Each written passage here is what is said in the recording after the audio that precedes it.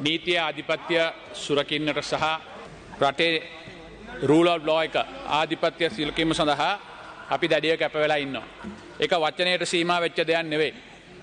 දැන් මේගොල්ලෝ ප්‍රථම වතාවට නීතිපතිතුමා නඩුවක් ඉල්ලාස් කරනවා වගේ තමයි මේ පෙන්වන්න හදන්නේ. මම මුලින්ම ගරු සභාපතිතුමනි ඔබතුමන්ට පැහැදිලි කරලා කියන්න ඕන පසුගිය කාලය තුලදී කොහොමද මේ රටේ නීතිපති දෙපාර්තමේන්තුව අර්ලියගහ මන්දිරයට සම්බන්ධ කරගත්තේ කියලා. අපි හැමෝම මේක දැනගන්න. 20 වන සංශෝධනය පස්සේ නෙවෙයි මේක උනේ. 19 වන සංශෝධනයේ තියෙද්දි තමයි දූෂණ මර්දන කොමිටුවක් කියලා කමිටුවක් පීටුව ගත්තා. ඒ පීටුවගෙන ඒකට සම්බන්ධ කරගත්ත නීතිපති දෙපාර්තමේන්තුවේ නිලධාරී. ඔවුන් එකතු වෙලා පැමිණිලි හදනවා. ඒ පැමිණිලි දාන්නේ විපක්ෂයේ ඉන්න තෝරගත්තු දේශපාලඥයන්ට විරුද්ධව විතරයි. ඒව අරගෙන ගිහිල්ලා ඒකටම කියලා අලුත් පොලිසියක් හදාගන්න. මොකක්ද ඒ පොලිසිය? FCID කියන පොලිසිය. ඒ පොලිසිය බැලුබැල්මට පොලිස් ආඥාපනතේ ප්‍රතිපාදන වලට පටහැනි. එහෙමයි මේගොල්ලෝ හදාගත්තේ. තෝරගත්ත නිලධාරීන් ටිකක් හදාගෙන එතන දාගත්තා. ඒ දාගත්තට පස්සේ මේගොල්ලෝ අරලියගහ මන්දිරය ඇතුලේ ඉඳගෙන නඩු ටිකක් තෝරගෙන මේවා ටිකක් ගන්න කියලා යවනවා. ඉතින් නීතිපති දෙපාර්තමේන්තුවේ නිලධාරීනුත් ඒකට වාඩි වෙලා මේ නඩු ටික දැම්මට පස්සේ නීතිපතිතුමා කොහොමද ස්වාධීනව තමන්ගේම නිලධාරීන් යවන පැමිණිල්ලක් දිහා බලන්නේ? එතනයි නීතිය කෙලසුවේ ප්‍රථම වතාවට. එහෙමයි නීතිය කෙලසීම ආරම්භ වුණේ. ඊට පස්සේ ඒවා අපයෝගී කරගෙන සාමාන්‍ය ක්‍රමවේදයට නඩුව අහන්න බෑ කියලා හිතලා අලුතින් පනතක් ගෙනල්ලා දිනෙන් දිනම නඩුව අහන්න ඕන කියලා නඩුවක් පැත්තුවා. ඔබතුමත් දන්නවා. පළවෙනි නඩුවේ මම පෙනී හිටියා. දෙවෙනි නඩුවෙත් මම පෙනී හිටියා. දිනෙන් දිනම නඩුව ඇහුවා. අපිට කිසිම බුරුලක් දුන්නේ නැහැ. ඒ නඩු දෙකේම හිටියේ දිලීප පීරිස් මහත්තයා තමයි අපිට විරුද්ධව. ඔබතුමන්ලාගේ ආණ්ඩුවේ කාලේ. එකක් ජනාධිපතිතුමාට විරුද්ධ නඩුව. ඒ කාලේ දෙවෙන්න ගාමිණී සෙනරත් මහත්තයා ඇතුළු 5 දෙනෙකුට විරුද්ධ නඩුව. ඒ නඩුව මම කීපයක් කියන්නම්. මේ නඩුවල බොරු පදනම උඩ. ඔය විදියට දේශපාලන හේතු මත දාපු නඩු රාශියක් තිබුණා. ඒ කාලෙම පරාද වෙච්ච. ගාමිණී සෙනරත් මහත්තයා ඇතුළු 4 දෙනෙකුට විරුද්ධව චෝදනා 36කින් නඩු දාලා තිබුණා. 58ක් නඩුව ගත්තා. දිනපතා 9 ඉඳලා 5 වෙනකම්. ඒ ආණ්ඩුවේ තියෙද්දිම සම්පූර්ණ චෝදනාවලින්ම නිදහස් කරලා නිදොස් කරලා දැම්මා. මේ බොරු නඩු දැම්මම මොකද තමයි වෙන්නේ? ඊට පස්සේ අපේ ජොන්ස්ටන් ෆර්නෑන්ඩෝ මැතිතුමාට විරුද්ධව කුරුණෑගල මහාධිකරණයේ නඩුවක් තිබුණා. දිනින් දිනම නඩුව ඇව්වා. නඩුව ආලා විසි කරලා දැම්මා. මොකද්ද?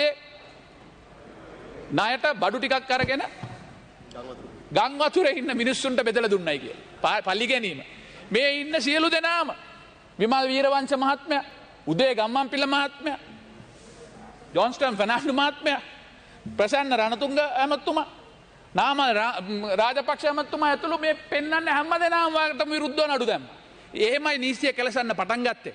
හැබැයි අපි කියන්නට ඕන අපි මේ ආණ්ඩුව බාරගත්තට පස්සේ මේ අමාත්‍ය ධූරය බාරගත්තට පස්සේ එක දවසක අපි නීතිපතිවරයාට කිසිම විදියකට බලපෑමක් කරලා නැහැ. ඔප්පු කරොත් අපි කලිසම ගලවලා ගෙදර යනවා. කලිසම ගලවලා ගෙදර යනවා. කිසිම දවසක අපි ඒක කරලා නැහැ. ගරු මැතිතුමනි මම ඉතාමත්ම දැන් ඊයේ පෙරේදා නීතිය ආධිපත්‍ය ගැන මේගොල්ලෝ කතා කරනවා. මම දන්නේ නැහැ මේගොල්ලෝ දන්නවද නැද්ද කියලා. පහුගිය දවස් කීපය තුලදී අධිකරණවල නඩු තීන්දුව රාශියක් ලබා දුන්නා. නීතිය ආධිපත්‍යයට අපි බලපෑම් කරනවා නම් එවැනි නඩු තීන්දුව ලබා දෙන්න පුළුවන්ද? අසත් ශාලි මැතිතුමාගේ නඩුව බේල් එක පිළිබඳ අහන වෙලාවේදී විසි කරලා දැම්මා. ස්වාධීන අධිකරණයක් නැත්තම් ඒක ක්‍රියාත්මක කරන්න පුළුවන්ද? දැන් මුජිබුර් රහ්මාන් මැතිතුමා කියපු ඒ නඩුවේ ශ්‍රේෂ්ඨ අධිකරණය පළවෙනි වග උත්තරකාරයා ගරු අග්‍රාමාත්‍යතුමා මූලික අයිතිවාසිකම් නඩුවේ මූලික විරෝධය ප්‍රතික්ෂේප කරලා දැම්මා. එතකොට මේ අපි ආණ්ඩුව ආවට පස්සේ ශානීට විරුද්ධව තිබුණ නඩුව ප්‍රතික්ෂේප කරා. අලි නඩුව ප්‍රතික්ෂේප කරා. ඉතින් ඒව තියෙනකොට අධිකරණයේ ස්වාධීනයි. හැබැයි නඩුවක් පිළිබඳව කල්පනා කරලා බලලා තීරණයක් අරගෙන නිදොස් වෙනකොට අධිකරණයට අපි ඇඟිලි ගහනවා. අපි ඕවා දිනන්න ඇඟිලි ගහන්නෙත් නැහැ. මම එන්නම් මම ඒකටත් එන්න මම ඒකටත් ආගෙන ඉන්න මම කරදර කරේ නෑනේ අපි කිසිම අවස්ථාවක කිසිම විදියකින් මේවට මැදිහත් වෙලා නෑ උදාහරණයක් හැටියට මම දැන් කිව්වා හැම එකටම මට උත්තර දෙන්න වෙලා නෑ එක දැන් කරන්නකොට මහත්මයා පිළිබඳව දිගින් දිගටම කතා කරා ඒ සම්බන්ධයෙන් එවකට තිබුණු කරුණු අනුව එවකට හිටපු නීතිපතිතුමා නඩුවක් දාලා තිබුණා ඊට පස්සේ ඒ සම්බන්ධයෙන් කරුණු ඉදිරිපත් කරලා අලුත් ටීම් එකක් දාලා තිබුණා මේක සාමාන්‍යයෙන් වෙන දෙයක් නීතිඥවරුන් ඇතුළේ අපි හැමෝම දන්නවා නීතිපතිතුමා ඉදිරියට ගිහිල්ලා නීතිඥ මහතුරුන්ට කරුණු ඉදිරිපත් කරලා කියන්න පුළුවන් යලි මේක සලකලා බලන්නයි කියලා. දැන් ඒක සලකලා බලලා මහාධිකරණ ඉදිරියේදී නඩුව ආපු වෙලාවේදී කිව්වා තවදුරටත් මේක පවත්වාගෙන යන්නේ නැහැ. මේකට හේතුව අපිට දැනට තිබෙන ලේඛන හා සාක්ෂි අනුව මේ නඩුව පවත්වාගෙන යන්න බෑ කියලා. ඊට විරුද්ධව ඒ අගතියට පත්විච්ච පාර්ශවයන් අභියාචනාධිකරණයේ CA රිට් 424/21 කියන නඩුව පැවරුවා.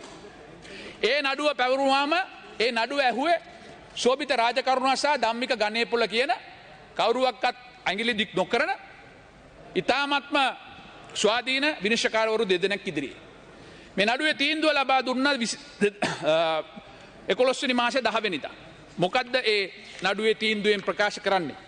මේකත් කිව්වා එහා සමානවම. මෙන්න මේමයි කිව්වේ. මේ නඩුව ගත්ත වෙලාවේදී සියලුම සාක්ෂි සලකලා බැලුවා.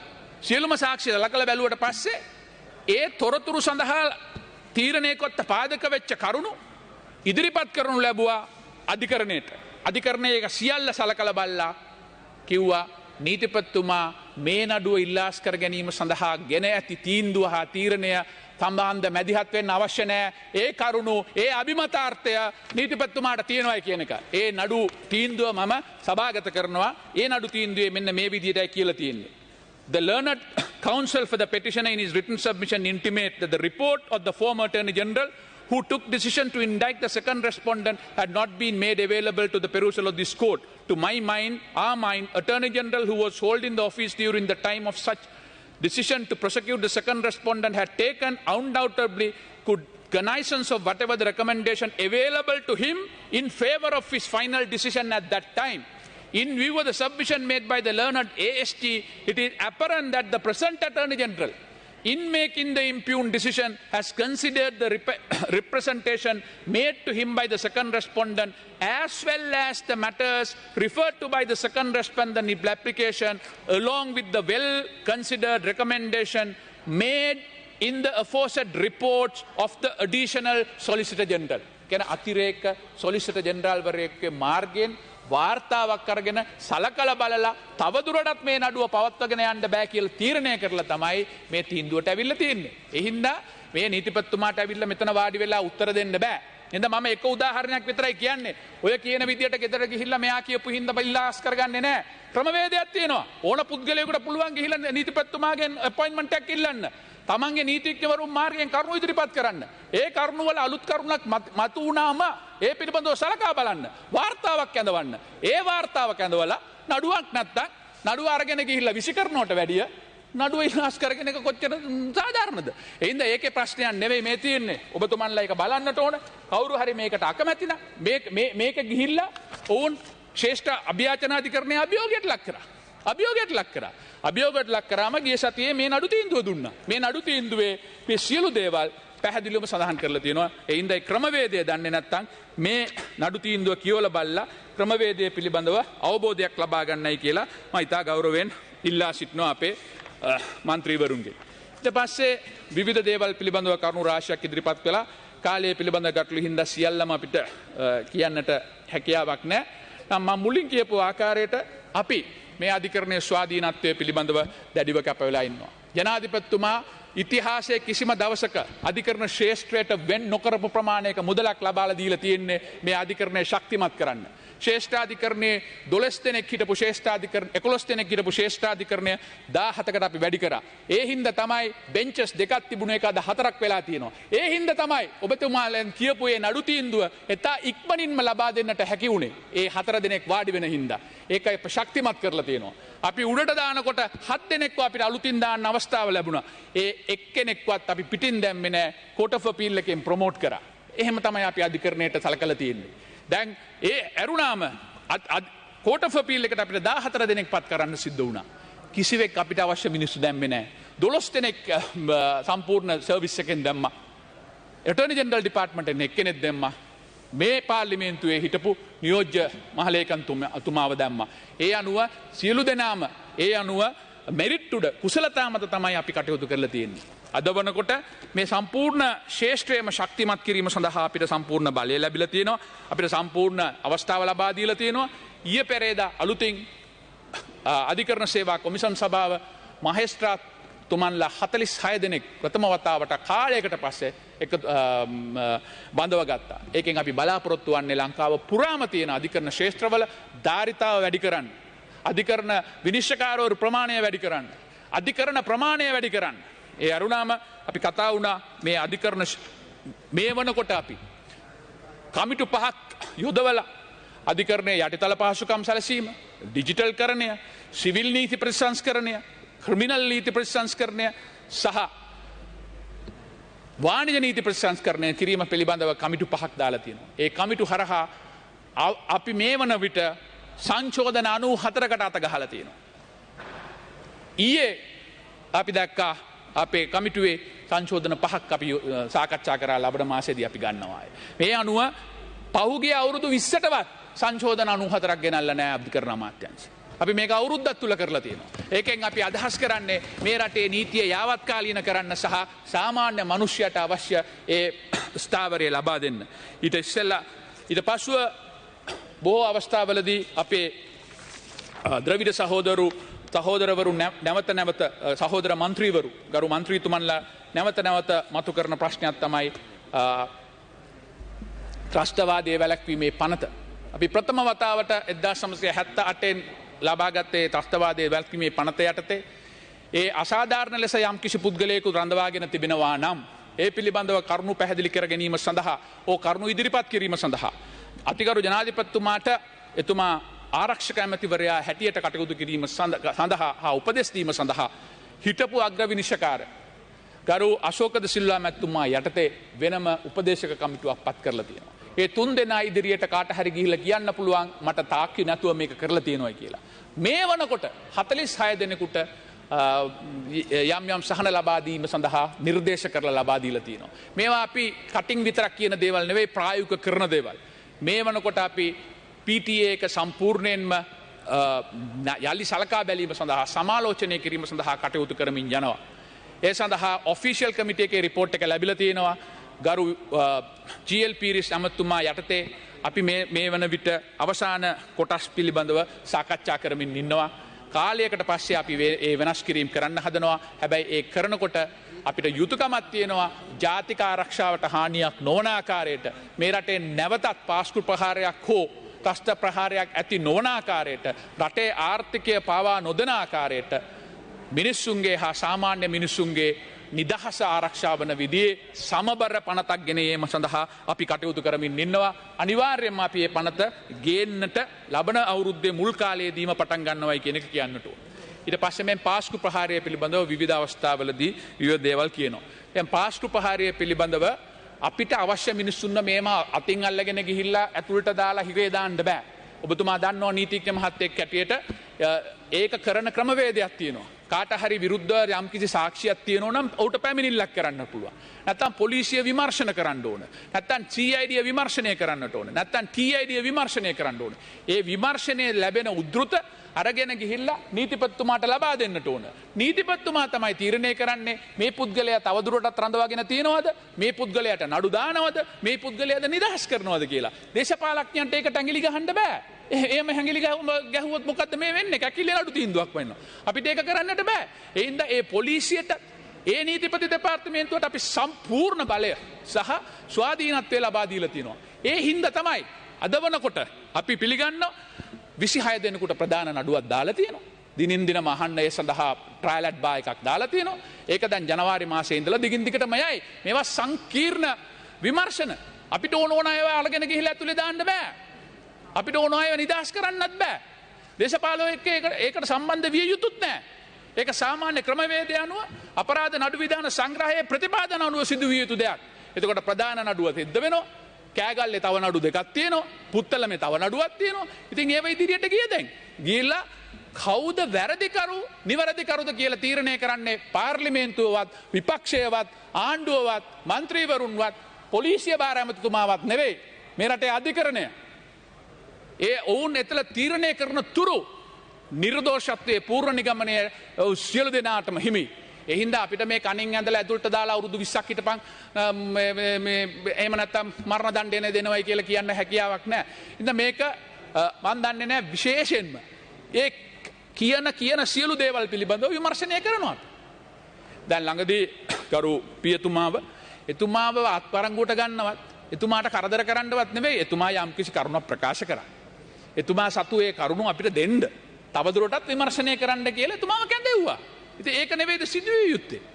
දැන් අපේ අරින් ෆර්නැන්ඩෝ ගරු මන්ත්‍රීතුමාව කැඳෙව්වේ එතුමා සතුව යම් අලුත් දේවල් තියෙනවා ඒක දෙන්න කියලා. අපි ඒකත් මතක තියාගන්න ඕනේ.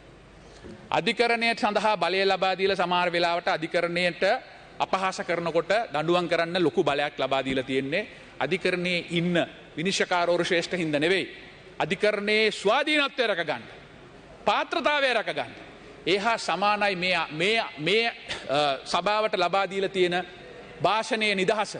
මේ භාෂණයේ නිදහස දීලා තියෙන්නේ Tamanට ඕන මිනිස්සුන්ට බනින්නවත් අපහාස කරන්නවත් කුණු ඇදලා දාන්නවත් කොන්ට්‍රැක්ට් අරගෙන කාටවත් අපහාස කරන්නවත් නෙවෙයි. පොදුවේ මහජනතාවගේ සුභසිද්ධිය සඳහා බිය සැක නැතුව කතා කරන්නට අද මොකද කරන්නේ? මේ සභාව උපයෝගී කරගෙන මොනවා හරි බොරු කුමන්ත්‍ර කතාවක් කියනවා. එළියට ඇවිල්ලා ඒ පිළිබඳව කතා කරලා විමර්ශනයට එන්න කිව්වම ඇයි ඒ විමර්ශනය කරන්න කිව්වම පාර්ලිමේන්තුවේ කියපු හින්දා විමර්ශනය කරන්න ඕනේ කියලා කියනවා. ඒ පාර්ලිමේන්තුවේ කියපු එක්කෙනාට එන්න කිව්වම නෑ මම පාර්ලිමේන්තුවේ කිව්වේ මට වරප්‍රසාද තියෙනවා කියලා කියනවා. එතකොට ඕන දෙයක් කියලා කුමන්ත්‍රණ ගැන කතා කරනවා. ඉතින් මේකෙන් වෙන්නේ මිනිස්සුන්ට මේ සම්පූර්ණ ක්‍රමය පිළිබඳව මේක අපි පිළිබඳ ප්‍රශ්නයක් නෙවෙයි. මේ ආණ්ඩුව හෝ විපක්ෂය පිළිබඳ ප්‍රශ්නයක් නෙවෙයි. සිස්ටම් එක පිළිබඳ ප්‍රශ්නයක්. ඒ හින්දා අපි ඉතාමත්ම කාරුණිකව මම අපේ ගරු මන්ත්‍රීතුමන්ලාගෙන් ඉල්ලා සිටිනවා.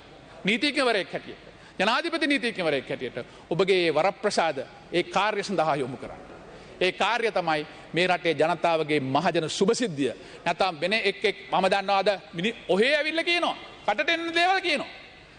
අද උදේ අපි දැක්කා ඉතාමත්ම අසාධාරණ විදියට නිර්දය ලෙස කරුණු රහිතව අප අධිකරණ ක්‍රියාවලිය ඩිජිටල් කරණය කිරීම සම්බන්ධයෙන්ුත් යම් කරුණු කිව්වා.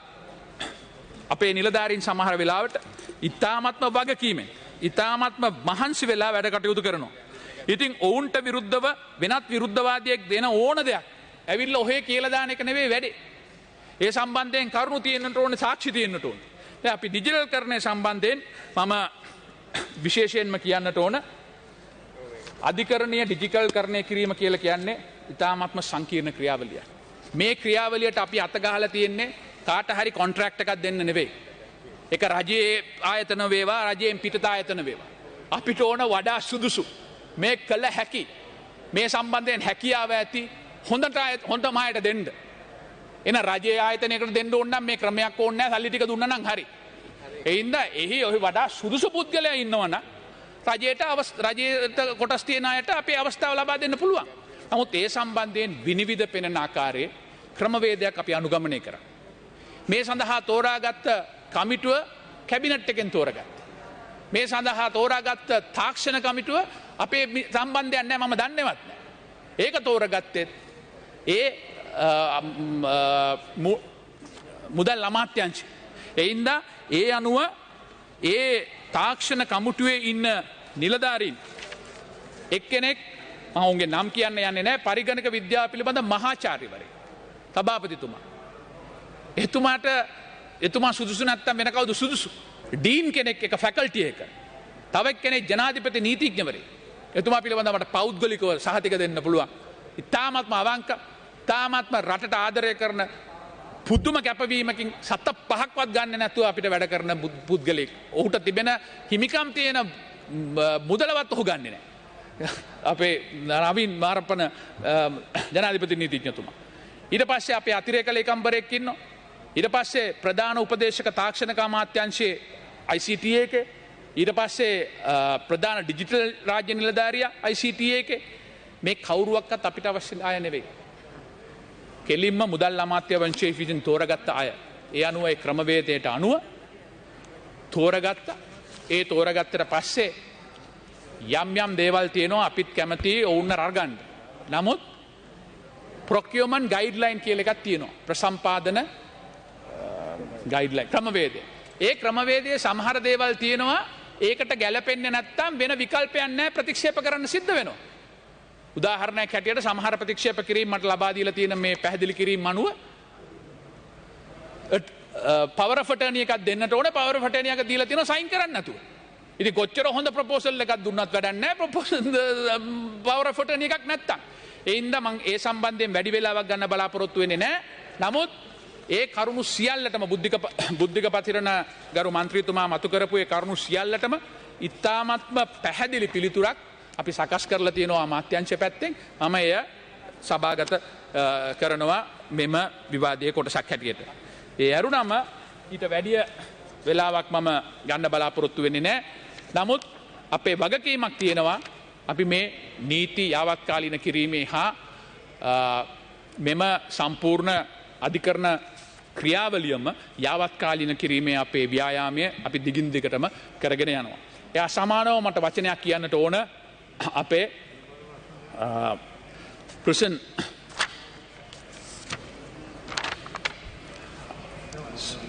සිර කරුවන් පුනරාත්මක කිරීමේ අමාත්‍යාංශය. ඒ සඳහා ප්‍රථම වතාවට අපි දන්නවා අපි හැමෝම දන්නවා മന്ത്രിවරුන් සියලු දෙනාම කතා කරපු ආකාරය අපි පිළිගන්නවා. සිරකරුවන් සම්බන්ධයෙන් තියෙන පහසුකම් ඉතාමත්ම අඩුයි. ඔවුන්ට සලකන ආකාරය ප්‍රමාණවත් මදි. ඔවුන් සියලු දෙනාම යම් වරදකට හෝ එම නැත්නම් රිමාන්ඩ් භාරයේ සකපිට ඉන්න අය. කොළඹ සම්පූර්ණ වැලිකඩ ගරුතුමා විනාඩි 2ක කාලයක් තිබෙනවා ඔබතුමා. තවත් විනාඩි 2ක කාලයක් තිබෙනවා. හරි මම ඉවර කරන්න. කොළඹ සම්පූර්ණ රිමාන්ඩ් බන්ධනාගාරය සහ වැලිකඩ බන්ධනාගාරය හා මැගසින් බන්ධනාගාරය අපි හොරණට අරගෙන යනවා. අක්කර 250ක භූමි භාගයක් අතිගරු ජනාධිපතිතුමාගේ නියමයෙන් UDA එක විසින් තෝරගෙන තියෙනවා. එය ගොඩනැගීම සඳහා අපි පටන් අරන් තියෙනවා මෙතෙක්කල් කතා කරපු විතරක් එක. මෙහි තියෙන වගේ 10 ගුණයක් අපි එතන පහසුකම් ලබා දීලා තියෙනවා. ඒ අරුණාම අපි මේ වනකොට යලි මත්ද්‍රව්‍ය වලට ඇබ්බැහි වූවන් ප්‍රතිපත්තියක් හැටියට වෙනස්ව හඳුනගෙන තියෙනවා. ජාවාරම්කරුවන් සහ ඇබ්බැහි වූවන්. ඇබ්බැහි වූවන් පස්සේ පන්න ඔවුන්ව හිරේ දාගෙන ඉඳලා වැඩක් නැහැ. ඔවුන්ව පුනරුත්ථාපනය කිරීම සඳහා නිසි ක්‍රමවේදයක් යටතේ අපි කටයුතු කරගෙන යනවා. කන්දකාඩු පුනරුත්ථාපන ක්‍රමවේදය අපි ආරම්භ කරලා තියෙනවා. පහුගිය කාලේ අපිට ඒක කරගන්න බැරි වුණා. මොකද කොවිඩ් වලට යටත් වෙච්ච අයව නිරෝධායනය සඳහා යොදවා ගත්තා. නමුත් අපි ඒක අරගෙන නැවත පටන් අරන් තියෙනවා. ගිය සතියේ බලනකොට 570 දෙනෙක්ව අපි පුනරුත්ථාපනය කරනවා. 2000ක් දක්වා අපිට පුනරුත්ථාපනය කරන්න හැකියාව තියෙනවා. ඒ අරුණාම මම ගිය සතියේ වීරවිලට ගියා. වීරවිලට ගිහිල්ලා වීරවිල ඕපන් කැම්ප් එකේ අපි තව 400ක්ම පුනරුත්ථාපනය කිරීම සඳහා කටයුතු කරගෙන යනවා. ඒ අනුව 4000ක ප්‍රමාණයක් අපි පුනරුත්ථාපනය කරනවා. ලබන අවුරුද්ද ඉවර වෙනකොට අතිගරු ජනාධිපතිතුමාගේ උපදෙස් පරිදි 8000ක් දක්වා මේ පුනරුත්ථාපනය කරන ධාරිතාවය වැඩි කරන්න බලාපොරොත්තු වෙනවා. ඒ හින්දා හිරකරුවන්ව පුනරුත්ථාපනය කරලා නැවත සමාජගත කිරීමේ ක්‍රමවේදයක් අපි හඳුන්වා දෙනු ලබනවා. මේ සියල්ල හේතු කොටගෙන මේ අවස්ථාවේදී පක්ෂ විපක්ෂ සියලුම මන්ත්‍රීවරුන් විසින් ඉදිරිපත් කරන ලද ඒ යෝජනා සියල්ලක්ම වගේ අපි සටහන් කරගෙන තිබෙනවා. ඒකට අපි ස්තුතිවන්ත වෙනවා. ඒකෙන් කරන්න පුළුවන් සියලු දේවල් අපි කරන්න බලාපොරොත්තු වෙනවා. එක වචනයක් කියන්නට ඕන ගරු රංජන් රාමනායක මන්ත්‍රීතුමා ගැනත් ඔබතුමාලා ප්‍රකාශ කරා. එතුමාගේ නඩු දැම්මෙවත් එතුමාගේ නඩු තීන්දුව දුන්නේවත් මේ අපේ ආණ්ඩුවට ඒකට කිසිම සම්බන්ධයක් නැහැ. එතුමාට නඩු වැටුනේ එතුමාට කම්ප්ලේන් කරේ යාපාලන ආණ්ඩුව ඉන්න කාලේ. ඒකර නඩුව ඇහුවේ ශ්‍රේෂ්ඨාධිකරණය විසින්. නඩු තීන්දුව ලබා දුන්නේ සම්පූර්ණයෙන්ම ගිය අවුරුද්දේ දුන්නට ඒ වෙනකොට ඒ සියලු නඩු අහලා ඉවර කරලා තිබුණා. ඒ හින්දා ඒකට අපේ කිසිම සම්බන්ධයක් නැහැ. ජනාධිපතිතුමා සමාවත් දෙනවද නැද්ද කියන එක එතුමා තීරණය කරනවා. එක අපිට මැදිහත් වෙන්න පුළුවන් දෙයක් නෙවෙයි. එම නිසා මම නැවත වතාවක් මෙම අද විවාදයට සම්බන්ධ වෙච්ච ඔබ සියලු දෙනාටම ස්තුතිවන්ත වන අතරම ඔබගේ යෝජනා හා සියල්ල සලකා බලලා පුළුවන් විදියට මේ ක්‍රමවේදයේ වෙනසක් කරන්නට අපි කැප වෙනවා.